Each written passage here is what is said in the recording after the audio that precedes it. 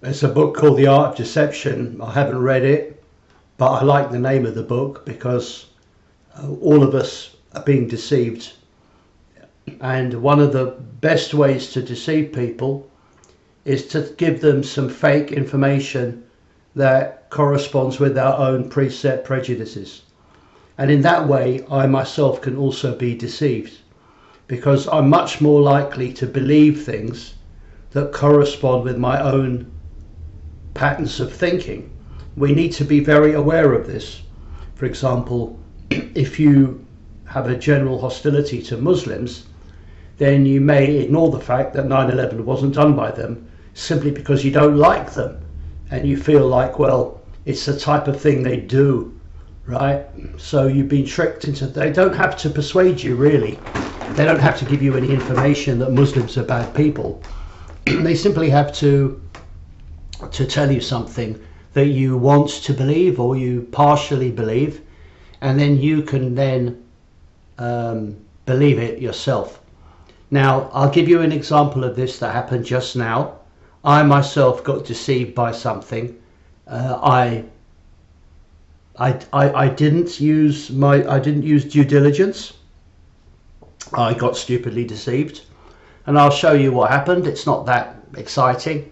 And as soon as I realized as soon as somebody informed me I was deceived, I immediately corrected my mistake. But the bottom line is I was deceived. And even though it was a pretty basic, stupid deception, I fell for it, at least. The difference between me and most people, though, is if I have made a mistake, I will correct it. And I'm determined to learn from this experience, although I'll be honest with you, it's not the first time I've been fooled by such a thing. Okay, I'm now going to show you what happened. Alright, so this is apparently, allegedly, from the April 11th, 1953. And it's done quite well. They've made it look like a genuine font. There'll be no escape in future from telephones. The telephone of the future. What form the future telephone will take, of course, pure speculation. Here is my prophecy. In its final development, the telephone will be carried about by the individual, perhaps as we carry a watch today. It probably will require no dial or equivalent, and I think the user will be able to see each other if they want as they talk. Who knows, but there may be a telephone for homosexuals with an apple, an apple in it, on it. Now, to be honest, I should have really, what would people in 1953 have made of this? Apple, an apple on it, a telephone, homosexuals. Realistically, that's a lot of bullshit, isn't it? But it didn't stop me from believing it because it looks plausible, right? And I know that they have predictive programming, and I know that they actually are able not to predict anything. They simply have advanced notification of the script in much the same way as The Simpsons constantly get it right with ridiculous accuracy that makes no sense. So I'm admitting that I was fooled by something quite stupid, really. But if you think about it, I'm actually pretty shrewd. So I've been fooled by this. Now imagine, and I'm actually very suspicious of stuff I see. So if I got fooled by this, imagine how easy it is to fool the average person. I'm in the top 1% of people for critical thinking skills. Even my critical thinking skills are not very good. They should be better.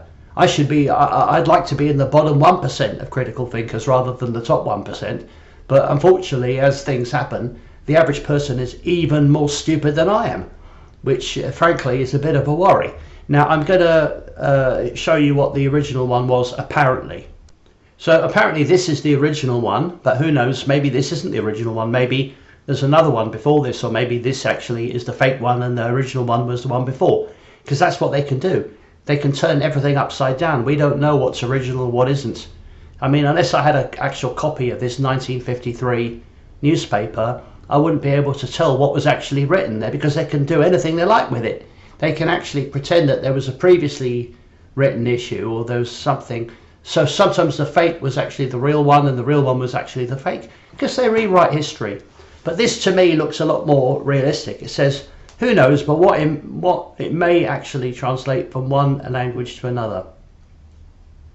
So That is a bit more plausible. It's nothing to do with apples or homosexuals, right? That is more, I mean, even this is predictive programming. I mean, you could say this in itself is interesting. Now, the bottom line is I was duped, and it's not the first time I'll be duped, and it unfortunately won't be the last time I'll be, because all of us can make mistakes. The difference between me and most people is I try to minimize my mistakes. I try to look at things with critical thinking skills, and if I do make a mistake, I try and immediately correct it, whereas most people don't seem to care when they make a mistake and don't even want to admit to be wrong. A lot of people would rather continue to be wrong rather than admit that they were wrong, because they don't want to lose face by admitting they were wrong. They will double down on being wrong. So now something else I want to say. The people who created the original fake picture, the one about apples and homosexuals, are the ones trying to discredit us, because their method is this. What they do is they put a lot of phony evidence out there, which we will then be tricked into believing, and then they will expose us as being morons who easily fall for crap, right? And that is unfortunately quite a clever technique. They're actually creating fake bullshit to discredit us in order to have ammunition that they can use. So now, for example, if you to send 100 links to stuff that's true, if they can get you to believe something like this as well, then they will discredit everything else you've got to say. Because remember, if you say 100 true things and one accidentally you get something wrong, which is why, for example, if you talk about 9/11, people instantly will try and divert you to talk about Elvis Presley, moon landing, flat earth, Loch Ness Monster, Lord Lucan, and God knows what else. Because eventually you'll say something that they think is impossible, i.e. they may well believe that it absolutely certain that man went to the moon in 1969, or that it's absolutely certain that we live on a globe Earth, or that other things are absolutely certain. And the Holocaust is another one of their favourites. So if they can get you to say anything that they are certain, however wrongly they are, about being right about, then that will give them the excuse they are looking for to dismiss everything else you have to say, however accurate it is. Right? And that, what I'm saying is this: if you are wrong about one thing, all it means is you are wrong about one thing. It doesn't mean you are wrong about everything, right? Maybe the earth is round. I don't know. I think it isn't. I think the earth is flat. I'm more inclined to believe that from my recent research, but I'm no expert. But even if I was wrong about that, it doesn't mean that 9/11 was done by 9/11 wasn't done by Muslims, right? I might be wrong about one issue, but I might be right about another. I might be right about 100 issues, and I might be wrong about 10 issues, right? I might be right about one issue, and I might be wrong about 100 issues. But just because I'm wrong about one issue doesn't mean I'm wrong about every issue. But this is the way a lot of people think. They will try to trick you into saying something or believing something. Now, whoever altered this isn't on our side. They're mocking us. They're mocking us in order to get us to share nonsense that they themselves created in order to discredit us. I'm holding my hands up and admitting that I got it wrong and I made a mistake. And it was, oddly enough, it was a friend of mine who corrected me very, very quickly that this was fake. And unfortunately for me, he is a bit more, unfortunately for me, and it will discredit me in his eyes, he's more conventional than I am in the way he thinks.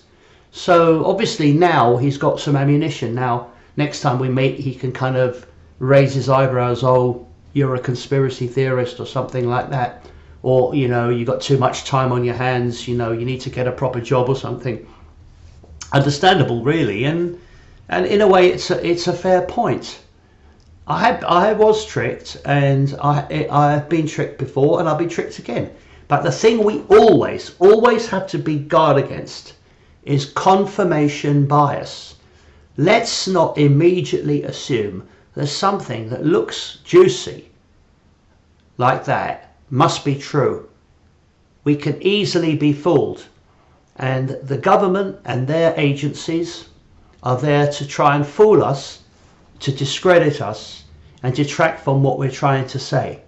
A lot of fake evidence is planted, and then people say, well, you know, what a lot of people don't seem to realise, it's not us who are faking the evidence, it's the government. The government fake evidence both to frame people they don't like and also to discredit people they don't like, right? By planting faked evidence that appears to show them to be wrong, whereas in fact it just makes us look like fools. Okay, so I admit I got it wrong, and I accept the fact I made a mistake. It's not the first mistake I've made, and it won't be the last, but I will try in future to be more careful in retweeting. Well, I'm not allowed to retweet at the moment. In forwarding things that are nonsense. I'll do some due diligence, because enormous amount of stuff out there is faked. Enormous amount of stuff, and we shouldn't assume that things that are plausible are in fact correct. Thank you.